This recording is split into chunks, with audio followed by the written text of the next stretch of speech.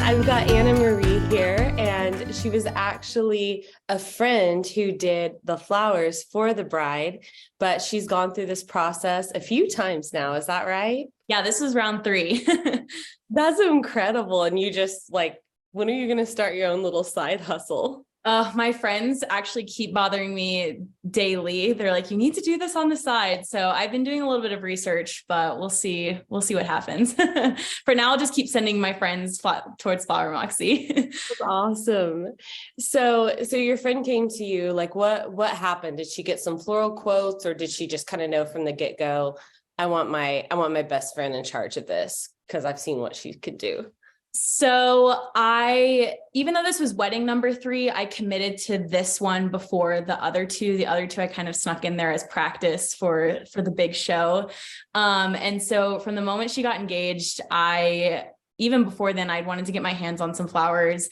And when she got engaged, we didn't really look elsewhere. And when I had already actually known about Flower Moxie before she was even engaged, so I was just waiting for the right opportunity, and it came about, and I was like, let's do this. And she was the chillest bride ever and didn't blink twice and said, yep, let's do it.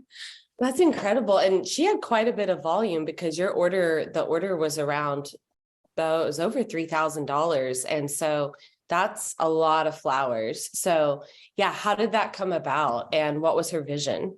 We were on the phone with Jess, and she asked Maddie, she was like, what is your vision? And Maddie's face went blank. She was just like, I don't know what that means. And so I kind of swept in, going back to just Maddie being such a chill bride. Anytime vision or like what you imagine came up, like nothing. The only thing she told me at the very beginning of the process was she was like, I envisioned myself in a white dress on my wedding day. And I was like, we can do that. Check. So honestly, I had a lot of creative liberty, which was so much fun. The overall vibe of the wedding was New Year's Eve, but 2 weeks later. So very classy and sleek. And so I knew that we were staying in the white florals greenery range, but beyond that, the design vision was kind of up to me. And I'm a very organic, kind of free flowing design fan, nothing like super tight. So we started off on that point, and then we kind of went through each flower individually, and Maddie was like, yes, I like that. No, I don't like that. And then Jess worked her magic and kind of took some pinspiration from Pinterest and crafted our kind of recipe, and all that. And I see, like, so it felt like a very like organic cream and sage vibe, but you brought in some deeper green elements, and I loved like the layering of that. And then I also saw like some pampas grass and some boho elements. How did you utilize those? I worked part-time for a wedding coordinator on the like day of kind of side. And so I wasn't doing anything directly with florals there, but the wedding that I was working one weekend had the pampas grass in the bridal bouquet. And so I like snapped a picture as I was like doing my jobs. And I showed Maddie, I was like, oh, look at this. Like, do you love this? She's like, yeah, that's cool. And I just loved how it kind of softened up a very white and green palette and added a little bit more. I like the height dimension too that it can add. But we knew that we didn't want to go overboard with it, since it wasn't a really boho wedding, and that can give a really boho feel. So I actually think it only showed up in her bridal bouquet, the groom's boutonniere, and then we had a little bit left over that we put on a seating chart to kind of bring out that like horizontal dimension. But other than that, like, it wasn't in bridesmaids bouquets, it wasn't in centerpieces. And I think it was a nice, just very subtle touch that really made her bouquet and the groom's boutonniere stand apart from everything else, which I feel like can be a little bit difficult when it's just white and green. Yeah, no, you're absolutely right. And that's funny you mentioned that. I haven't been like active wedding planner or floral designer since 2020, but that was a conversation I would have all the time, which is like, let's set yours apart a little bit, because I didn't like to just make replicas for the bridesmaids. So I think that was a way to do that. And you're right, it lightens it up and softens it and gives it texture without going overboard. Did you find it was sheddy? Like, did you have to spray it down with some hairspray? Yeah, I actually didn't do the hairspray. Now that you mentioned that, I remember that's something I could have done, but in the heat of wedding week, it was not something that came to mind. I think we had this like back porch area where we were doing our florals. And so I kind of just like shook it out over the, and like shucked off the fuzzy pieces and just like hoped for the best. We were able to construct a lot on site. And so I was able to keep it wrapped until we were there and then kind of pop it in last minute. So it wasn't flying everywhere. But yeah, so it wasn't too hassly just because small scale. So what were like, did you feel ready? Did you run into challenges? Because I know that you had done it twice, but this was like a lot of volume. So what was the part that was the hardest? I will say a bit of our volume wasn't used, but that was on no fault of honestly anyone on the planning end. It was just, we didn't have the quantity that we expected. But for the stuff that we did use, I wouldn't say we really had any roadblocks. I was so adamant. So actually a little bit of backstory. I was in Vegas for a work trip Monday, Tuesday, Wednesday of My gosh. week, which I originally was not going to go. I like told my work people, I was like, I can't do it. I'm doing all this stuff. And I was like, well, flowers come in Wednesday, like prep is delegatable. Like I can maybe pawn that off and jump in on Thursday. And so I ended up going. And I think in order to not feel stressed, I did like over prep work. I like sorted things. I labeled things. I was like, this is what this is being used for. And honestly, in hindsight, I think that was a great approach. I felt like I knew what I was doing come Thursday. I even like timetabled stuff. I was like from 12 to 5, like we're working on bouquets, and like from 5 to 7, we're doing centerpieces or that sort of thing. Which for some people might feel a little bit overkill, but I think just with the volume and just the busy nature of that week, I think it was exactly what we needed to do. And I wouldn't really say that anything went crazy wrong, which I feel like might be a bit abnormal. Yeah, no, I think your approach was perfect. I was just going to say, we didn't hire a wedding planner. I was that whole process as well. And that was, again, just because I was so interested and wanted an opportunity to be able to try to flex that muscle a little bit. And I will say, if that is for anyone else, if that is your story of you've planned everything, do everything that can be prepped as possible, because flowers can't be done at any other time besides Wednesday through Friday if your wedding is on a Saturday. And so I think that mentality was incredibly helpful. Just like, if there's anything that doesn't have to be done Wednesday through Friday, like it must be done before then. And that was such a stress reliever, because I can't imagine trying to pick up other little things that could have totally been done prior while also trying to do a large volume of flowers. How many helpers did you have? Oh gosh, I probably can't even count them. I think over 20 people had their hands in oh my gosh capacity. I got pictures of her dad, her grandpa, her mom. They had a family friend in town. And then when it got to building on Thursday, I mean, we were building, I think because of our smaller pieces, it ended up being like 30 to 40 centerpieces in some variation. It was just so fun to get to invite people into the process. I thought I would be very control freak about it, but I think there was such a large volume that I just knew it wasn't possible if I didn't let people help. And I think that helped me get to a place of just like, yeah, you know what, if it's a bad centerpiece, go in behind grandma, fix it a little bit. And, if it's horrible, just like throw it on a back table. But there weren't any of those, which honestly shocked me. Everything I like quality control check, I was like, wow, these are fantastic. So it really goes to show you that just about anybody with a little bit of direction can execute things really well.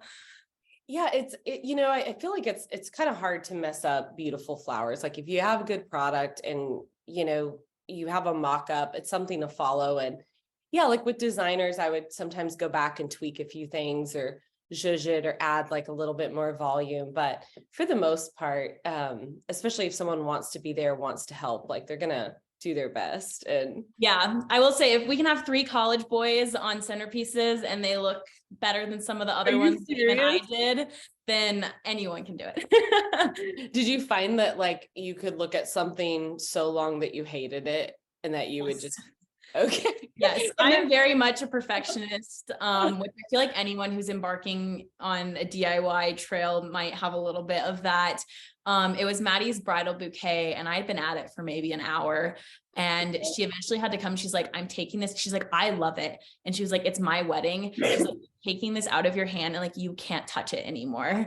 And I think having some people, if you're the bride, I can see how that might even be heightened because it's your wedding. But I think having some people that you trust enough to tell you that it looks good and then taking some time away. And even if you take some time away and want to come back and touch it a little bit, I think that's fine.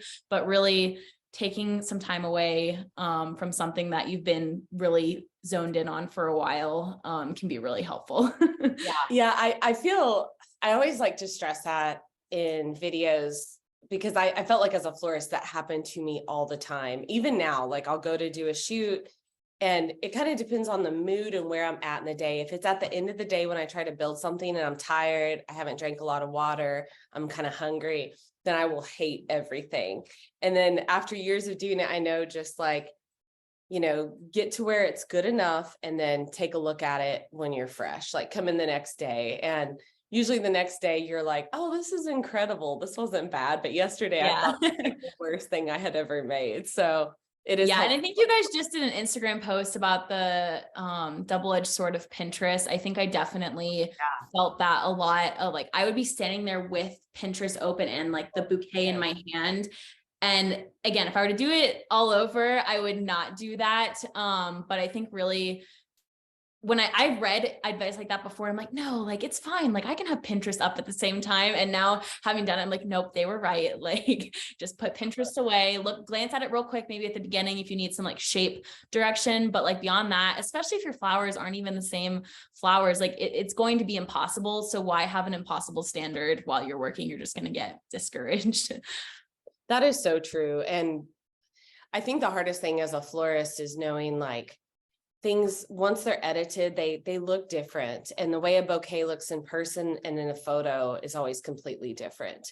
And the way, you look at it when you're holding it versus when you stand and look in the mirror, you get a different vantage point.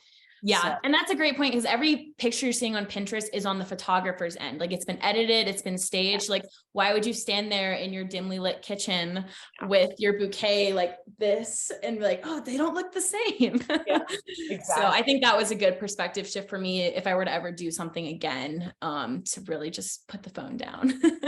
When you did the bouquet, like what method did you use? Did you use spiral or like the x-axis or? Yeah, I think I'm more of an x-axis person. I think for me, the spiral sometimes achieves that more like domed, tighter look, which kind of touching on what I said earlier, I'm much more of an organic kind of springy person. And so I also like having the pretty, not super noticeable, but like noticeable enough back where, like, okay, this is the direction that, especially for bridesmaids bouquets, when you have a ton of people, like it was just easy to like bring them out and be like, all right, guys, it's very clear which is the back. Your zip tie little nub is at the back of your bouquet. If it's not, like if you're feeling it anywhere else, you're holding it wrong. And so I like building that way, one for just like logistic purposes, but also I think it gives more of that springy organic look.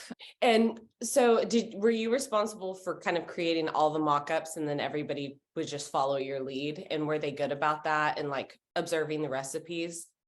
Yeah, so kind of going back to volume, we did have a lot of volume, but honestly there wasn't a lot of variety. And I don't say that in like a boring way, more of just we kept everything very streamlined for the sake of simplicity. We had these little pots actually from Target that we bought like way back in March. So they were kind of our anchor piece for creating everything. And they came in small, medium, and large. And so we were able to vary the sizes, but the core design was the same because they were the same shape, just bigger or smaller. And so I felt like building and then having other people build after me was relatively easy in this case, just because it wasn't like, oh, well, here's one centerpiece, but here's another one that looks a little bit different. And here's another one. It was just like one variation that was sized up and down. Right. That saved my time a lot, I think, because I was able to just build one and then delegate it out. Same with bouquets. Like, yeah, there were 10 bridesmaids bouquets, but they essentially are all the same thing. So I just built, I ended up splitting those. It was me and another bridesmaid. We did 5 and 5. Okay. So I built like the first 2 and then she kind of came in and then we finished them out, which was a lifesaver. I could not have finished those without her help. If you were to give somebody advice that wanted to DIY their flowers, like what would be the big take homes that you would say, okay, I've done this. This is what you need to know. So I don't know how common this is, but we got a day of coordinator. Cause like I said, I planned everything up until wedding day, but I was maid of honor. So I had maid of honor duties. And that was our one agreement between Maddie and I at the very beginning, is she was just like, you can do all of this, but at 4:30 on Friday, when the rehearsal dinner starts, like, you have to be off the clock. Like, you can't be going and playing with things. And I was like, that's a fair agreement. And so I think the game changer for us is our day of coordinator also had floral experience. Nice. And so for some of the like arch pieces, or even like the cage that went on the seating chart, I built the bones, but then her and her team were able day of to fill things in. And I wholeheartedly trusted them to do that because of their experience. And so, like I said, I don't know how normal that is to have a coordination company that also does florals kind of all tied in, but I think that truly was a game changer in terms of being able to fully relax. And obviously, like most people at Flower Moxie, they're brides that are doing, not just maids of honors. And so I think to have that peace of mind that someone is coming in and not only executing all the other logistics, but can touch up flowers as needed and place things in a way that you trust, I think was huge for this. You have to have somebody, because it's not just the prep, like, the prep is kind of the easiest part. It's a lot of work and it involves a lot of trash, but I feel like the hardest part is the transportation and getting everything set up, which is something like a bride typically can't do unless they let her into the venue the night before. Or I will say we did have that advantage, which again, I know is not common. We actually could get in at 11 a.m. on Friday. Oh my gosh. Part of that, I think, though, is we did the rehearsal dinner at the venue. So if that is an option for any brides out there, I think they'll be a little bit more lenient with you. We're like, oh, we're paying for the rehearsal dinner. Can we come in early? And they're like, yeah, sure. So I think those two things together, being able to get there early and just like unload, because like some of the cage pieces I built at the ceremony so that we didn't have to move them. But yeah, that was a game changer for sure. There was one other thing that I wanted to ask you. You did the custom design and you did the full Monty, which was like the original custom design, a few revisions, and then like, let's get ready the month of. How do you think that helped?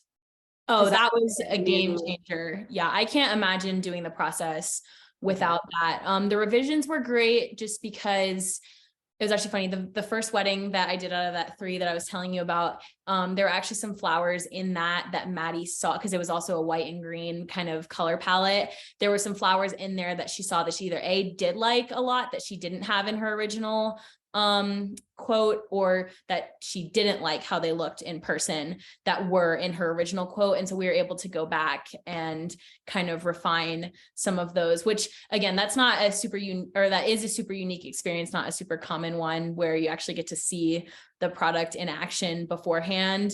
But I mean, even if you're at a wedding before your own wedding and you go up to the florist and you're like, or someone, you're like, hey, what is that? I really like it. Or I think Google now has like a picture search tool. I think that was helpful because, like I said, I'm very organized and wanted to stay ahead of the game. And so we submitted that first quote, I think June, and her wedding was in January. And so a lot can change in that time. And so I think having the breathing room of those revisions, and then the month out, or I think we did ours 2 weeks out call to just like make sure you had everything, was such like a peace of mind thing for me. I didn't have a whole lot of questions just because Jess was actually the full Monty person on that first wedding as well. So we'd already chit chatted and worked through some things. But that first initial wedding, I did have a ton of questions. And so I think it was nice just knowing like, okay, someone's gonna, 1, tell me that's all gonna be okay. And 2, if anything pops up, like there is a point person there to just kind of rehash everything out again before the big day. So definitely go with the full Monty, all you DIY brides. It was phenomenal. And the recipes in particular, like I think that was my biggest stress when I was like first looking through the website a couple of years ago. I was like, oh my gosh, like, how do you know what the recipes are? And then when I saw the package options, I was like, recipe cards. I was like, oh, there we go. Like all my stress has dissipated. And it makes it so easy when building, you just lay out all the things in the recipe. And I can't imagine trying to just freehand it all with just a bunch of flowers. It can be very overwhelming. But when you know how everything breaks down, you're like, yeah, that sounds good. Well, thank you so much for Thank taking the you. time with me and just talk through all of it. Like I said, you've got really big fans at Flower Moxie. Like really excited for me to talk to you. I think like wanting to.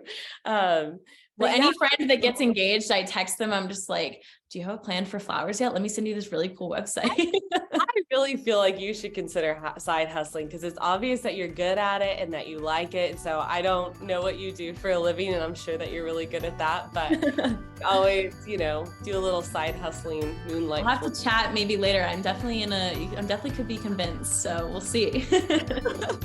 Well, it's so nice to meet you. Yeah, it's nice to meet you too. And we'll chat soon. All right. Thanks. Bye.